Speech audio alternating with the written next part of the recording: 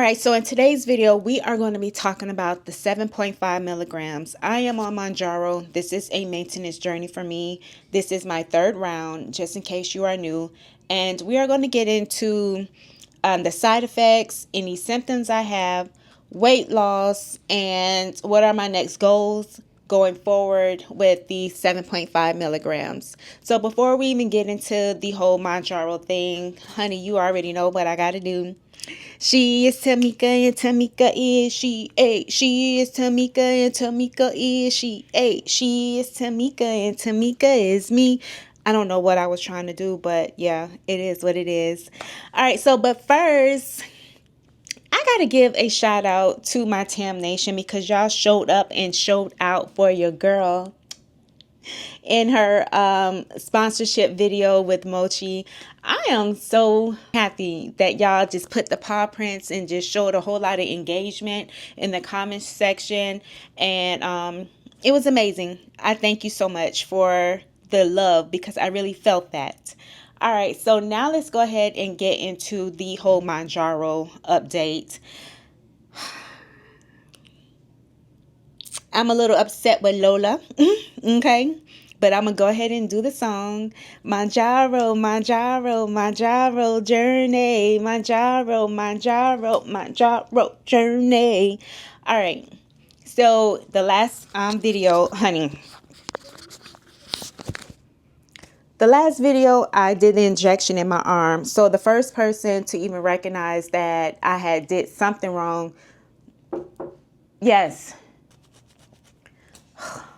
Gracious, because she done messed me up. Last Monday, you guys saw that I had did my 7.5 injection in my arm for the very first time, and I was not pleased. I was not happy with how I injected myself. I struggled to actually give my own injection in my arm, which is something that I won't do again. But Perfectly Pamela, I had pinned her comments in that video because she noticed that I had like a bead, which is like a liquid fluid bead from the medicine. And when I started punching the air, it started sliding down my arm. I felt it and knew something was there, but I thought it was my own fluid because, you know, I punctured my skin. I thought it was just water from me, not thinking that it was the actual injection medication. But yeah, I won't be injecting myself in the arm again. So let's go ahead and talk about like, how did I feel? I was a little bit reluctant to even take the 7.5 because I know what it's like to be on it. I was on Zepbound last year in maintenance using 7.5. And I know that it is hard to consume food. And I was taking the 7.5 every 14 days. Well, I was thinking about doing every 14 days with this 7.5, but I don't think I'm going to do that. But I've only completed 1 week. So today, Sunday, it is September 21st, and this is my actual 7th day on the 7.5. And I don't see myself taking it next week at all. And I will get into that a little bit later in the video. But I took it at night because I wanted to consume enough calories because I am in a body recomp phase and I wanted to get in enough calories, and also because I was working out on Monday, and I'll get into that in a second. But yeah. So the symptoms, I didn't have any constipation, but a symptom that I did have, because it was kind of hard to eat, I would say around, I took it Monday night. So by Thursday, I believe, is when I had text Twan and was letting her know that I think I was only at 600 calories. And mind you, it's after 4 o'clock and all I had was about 600 calories. The whole not being able to eat can lead to the hypoglycemia, and that's something that I don't want to ever experience again. And I've noticed that a few times this week. By eating low in calories, I am starting to have those same symptoms. I didn't pass out, but the symptoms of, you know, foggy brain, the shakiness, jittery, you know, feeling jittery or just very anxious, but really it's just you shaking because your blood sugars are low. So I've experienced that a couple of times throughout this week. So with that being said, I know that 7.5 is a little too strong for me. Let's see. Now, when it comes down to eating, like how many calories and whatnot, hopefully I'll be able to have it on the side.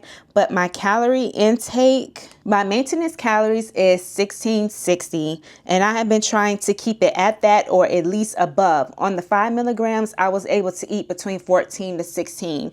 And go ahead and screen record. So here on Monday, September 15th, I was at 1710. My exercise was 328. And with that exercise, I was at 1382. So let's see about here are my macronutrients. My fats was 58, carbs 151. I didn't get in a lot of fiber, but my protein was 147. Tuesday, as you can see, my carbs and my protein started to decrease. So this was a second day of me doing strength training. And this is where I was at. Let's look at the calories. I took a hard dip. 1374 consumed, exercise 223. And with the subtraction of that, it left me with 1151. Wednesday, I was able to consume a little bit more because I realized how low I had ate on the previous day. I was 1637, exercise 208, 1431, subtracting of the 206. Now, this was day 3 of strength training. And let's get into, so my carb intake was pretty high and my fiber, but my protein was low. And I'm okay with it being roughly around 100 grams. I'm okay with that. So this is where I'm at with my carbs and my protein and fats. Thursday, this is where it took a big hit. All right, so my food intake was only 1,082. And this was a rest day, so an active rest day. So all I did was walk, which I probably shouldn't have walked at all. But my net was 958. So my carbs was 128 minus the fiber is 15 minus the 128. And then my protein was extremely low, 63 grams. Friday, this is when I was like, okay, I need to eat more. Because again, I experienced where by the time I got home from work, I realized that my calories were too low. So I just started eating whatever I could to get my calories up. So my calorie intake for Friday was 1645. Again, another active rest day. So my net was 1488.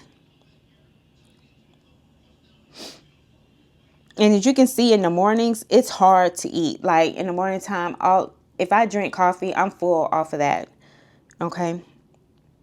All right. So that means my carb intake was 215 and my protein was 121. So my carb intake was 215. The reason being is because when I got home, I just started eating whatever I could to get, so I had plantains.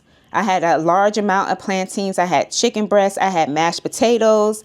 I had some collagen in the coffee. Yeah, as you can see right here, like I really didn't do anything to the extreme, but I had to, you know, based off on what you see here. Like it's really hard to eat. And all I did was walk. That was it. So I only track Monday through Friday. Then on the weekends, I don't track at all. I have successfully went 2 weeks of strength training Monday through Wednesday, and then one full complete week where I am like trying to make sure I hit my macros. This is very important for me because had I not tracked, I would have been eating less than what I have been eating. And that's kind of counterproductive because when you're trying to strength train, you're more than likely trying to keep your muscle or at least gain some muscle. And then on top of that, try to lose fat. I don't really have a whole lot of fat to lose. For one, I am considered like a skinny fat version of myself. So therefore, I am trying to build muscle. and I should be eating more than what I'm eating right now, and it should be consistent, not it shouldn't be sporadic where I have 2 days of 1700 and then the rest of the days is less than that. I may have to start tracking on the weekends too. Usually on the weekends I can kind of eat a little bit more, but sometimes I don't. It depends on the food. When it comes down to my symptoms with leading up to the hypoglycemia, I just have to make sure that I am consuming enough food. So this week going forward, what I am going to do is still continue to count my calories and make sure I am eating just a little bit above 1660, but can keep it consistent, at least Monday through Friday. Eventually, I am going to start tracking at least on a Saturday and just have that one day, a Sunday, where I don't track. Because I have a goal in mind, not a weight goal, but a body composition goal, growing my lower part of my body. There is a need for me to track, and I just can't go into this willy-nilly. I am going to be making another video about the Great Lock-In because there's some things that I noticed that I haven't shared just yet that is a bit shocking. If I was just to go based off on numbers, you would be like, oh my God, girl, you're doing so wonderful. But then it's like, no, my BMR has lowered. So speaking of numbers, let's see. So my weight, how much weight did I lose on the 7.5? My first week on the 7.5, I lost 1.2 pounds. So I went from 146.8 down to 145.6. Yeah. Like, oh my God, girl, you lost weight. But it's like, no, that is not, you know what? Don't be rolling your eyes, sir. Okay. And here it is. I am 145.6. Hopefully y'all saw that. Last week I was 146.8. So the next steps going forward is just continuing with a body recomp and just growing the lower part of my body and making sure that I am consuming enough food. With my body, I should be growing. Now, the only thing I'm a little nervous about growing is as I start to eat a little bit more, I start to have a food baby, and I don't want that. And I'm loving the fact that I don't have all that. But anywho, I should be growing, right?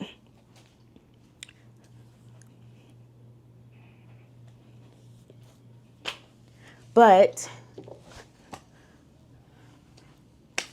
the only muscles I see popping out is in the arms, right? So it's like, if that behind can just get out there, because I don't do a whole lot of arm workouts, but because I hold the weights, I do all that, it doesn't take much for my arms to grow. For some reason, that lower part of my body is not moving the way I would want it to. And eating in a calorie deficit is not the way to go for me. So therefore, I need to eat more calories. So now that gets me into the second part of the video, which is the Great Lock-In, where I am going to be locking in these last 100 days that we have of the rest of the year to grow the lower part of my body, legs and glutes. All right, so that is it for today's video. Thank you so much for watching, and I'll talk to you later. Goodbye, gorgeous.